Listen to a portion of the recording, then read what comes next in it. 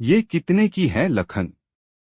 बस 150 की, लेकिन आपको 30 और कम कर दूंगा, ले लीजिए। ठीक है ठीक है, फिर दे दो। बहुत दिनों से इस घिसी चप्पल के भरोसे चल रहा हूँ, पाँव में फफोले उभर आए हैं, लाओ यही पहन लेता हूँ। वो सज्जन मन ही मन मुस्करा दिए। उनका अंदाज सही निकला था। बाजार के लिए वे अपने घर से 150 ही लेकर चले थे, क्योंकि इससे ज्यादा उनके पास कुछ था भी नहीं। आज बढ़िया सी चप्पलें लेकर ही आएंगे, यह सोचकर दुकानदार लखन ने चप्पल को डब्बे से निकाल बाहर रख दिया। लीजिए। तभी अचानक उस सज्जन की नजर सामने की शेल्फ पर पड़ी। वहां रंग बिरंगे खिलौनों का ढेर लगा हुआ था। उनकी आंखों में बिजली की भांति नन्ही मीतू का चेहरा घूम गया। कितनी उदास थी वो सुबह। क्यों डब्बू, यह गुड़िया कितने की है? भैया जी, आपसे क्या ज्यादा लूंगा, यह 100 की है, आप 80 दे देना। यह सजावट वाली 200 की है, बोनी का टाइम है, 150 दे देना। आवाज भी करती है, पोपो पोपो। उसने गुड़िया बजाकर उस सज्जन को दिखा भी दिया। वाह, बिल्कुल जीवित नजर आती है। मन में गहरी कशमकश चल रही थी। कुछ पल विचार करने के बाद उस सज्जन ने कहा, लाओ यही